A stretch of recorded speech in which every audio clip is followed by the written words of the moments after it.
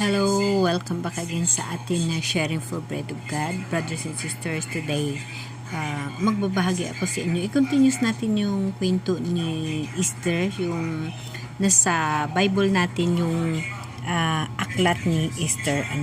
Alam niyo ba na dito sa aklat ni Esther na ito ay hindi nababanggit yung pangalan ng ating mahal na Diyos dahil na si Esther ay isang Hudyo. So sa mga Hudyo ay hindi sila naniniwala sa mahal na Diyos.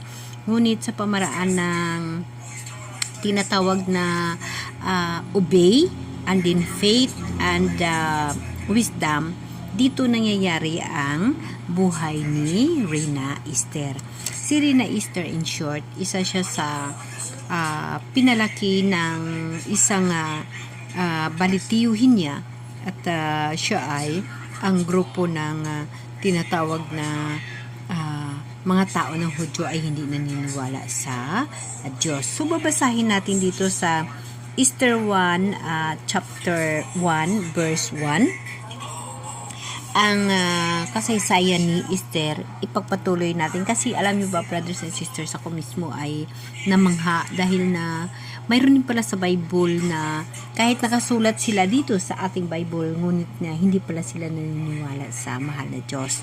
Ngunit lagi natin tatandaan na ang mahal na Diyos ay hindi tumitingin sa tao. Yes, ang mahal na Diyos ay gumagawa ng mga paraan. Kahit anti-Kristo ka, hindi ka naniniwala kay Diyos, gagamitin ka ng mahal na Diyos para sa mga tao na naniniwala sa Kanya. Ikaw na hindi naniniwala sa Kanya, gagamitin ka ng Diyos para sa mga tao na naniniwala sa Kanya. Ito ho yung istorya ni Esther. So, basahin natin di sinunod ni Reyna Basti si Haring Asuero, no? Ito ay makikita mo sa Esther chapter 1 verse 1. Nang panahon ni Haring Asuero ng Persya, sakop niya ay mula sa India hanggang Ethiopia. Binubuo ito ng 127 lalawigan. So marami. Ang kanyang palasyo ay nasa lungsod ng Susan ng siyang kabisera. Dito ay nasa Bible, no? Nang ikatlong taon ng kanyang paghahari, piniging niya ang kanyang mga pinuno, ang mga katulong sa palasyo, mga punong kawal ng Persya at Media, pati mga mahal na tao at mga gobernador ng mga lalawigan. Ipinagparangalan niya sa mga ito ang kayamanan ng kanyang kaharian at karangyaan ng kanyang pamumuhay. Ang piging ay tumagal ng 180 araw. So just imagine, tayo magpista tayo 2 araw lang, pag maghanda tayo ilang araw lang, sa kanila 180 araw, no? Ganyan kayaman ng panahon ang hari. Pagkaraan nito 7 araw naman niyang piniging ang lahat ng taga-Susan, dakila o hamak, no? Ito'y ginanap sa patio na may hardin ng palasyo, no?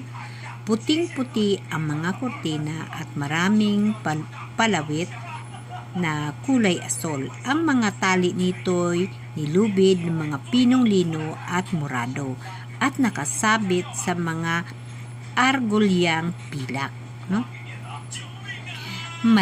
Marmol ang mga haligi ng palasyo, yari ng ginto, pilak ang mga upuan, ang sahig ay mosaic na yari sa porpido, alabastro nakar at mamahaling bato, ang mga kupitang iba't ibang hugis ng ginto, maraming alak na pawang mamahalin, akop lamang sa isang hari, na sa ayos ang pag-inuman, walang palitan sapagkat ipinagpauna ng hari sa kanyang mga katulong na ibigay ang hilig ng bawat isa, no? Ganun ka. Kumbaga si Haring Asuero ay makadiyos, no? Makadiyos siya. So at nakapakayaman. So nagsishare siya ng mga bahagi ng kanyang kaharian sa kanyang mga katauhan. Ano? At siya ay may isang reyna. Itong iyang reyna ay si Basti. Yun, no? Ito siya yung mababasa natin dito sa tinatawag na Biblia mismo. Kaya dito ko nalalaman na ito sa aklat ni Esther ay hindi sila naniniwala ng Diyos. Ngunit, ang Diyos, kahit hindi ka naniniwala, pag ang Diyos ay gumalaw sa buhay mo, ikaw na anti-Diyos or hindi naniniwala sa Diyos, ay gagamitin ng Diyos para sa kanyang mga tao na naniniwala sa kanya. Kagaya kay Haring Ahasuero. Siyempre may Diyos ang hari, no? Lahat ibinigay sa mga tauhan, pinapakain, bibiruin mo nung panahon pala, napakahaba, no? Napakahaba ng mga okasyon nila, no? Ipagpatuloy natin, no? Ipinasundo niya si Reyna Basti. Ipinasabi niyang isuot ng reyna ang korona nito upang ipagparangalan sa lahat ng naroon ang kagandahan nito sapagkat ito na may palang talagang maganda. Ngunit hindi pinansin ng reyna ang sugo ng hari. Dahil dito nagalit ang hari. So dito mo makikita, dito pumapasok ang tinatawag na obey, wisdom at saka yung faith, ano? So dito mo makikita. So si Reyna Basti hindi siya naniniwala kay sa hari, hindi niya sinunod yung hari. So nandito na yung obey, hindi siya sumunod, ano? Hindi siya sumunod. So sa kagaya nito na alituntunin o kagaya nitong kwento ni Esther, dito pumapasok na sa aklat ni Esther na si Esther ay Hudyo at hindi naniniwala sa Diyos. Ang hari ay naniniwala sa Diyos. So dito, kumbaga si Reyna Basti ay hindi niya sinunod ang hari. So dahil, in short, sa galit ng hari ay binigyan siya ng punishment. So ang punishment nun ay ang Reyna hindi na pinakisamahan ng mahal na hari, no? Dahil na kumbaga ay dahil na mayaman din siya at maganda, parang matigas na yung ulo, something ganon, ano. Ngunit hindi pinansin ng reyna ang mga sugo ng hari dahil dito nagalit ang hari. Tuwing may pangyayaring tulad nito, ay pinapatawag ng hari ang mga pantas tungkol sa kapanahunan, ang mga dalubhasa sa batas at paghatol upang sanggunihin. Ito'y sina Kersina, yung mga tao na hinihingian ng advice ng hari, no?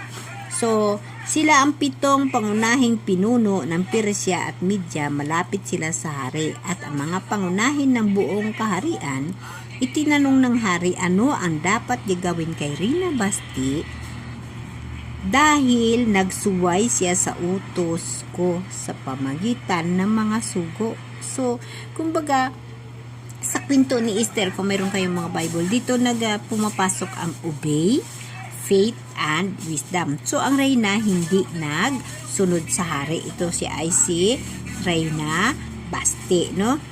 So, ay nagkasala, hindi lamang sa hari, kundi pati sa mga pinuno at sa lahat na nasakupan ng hari.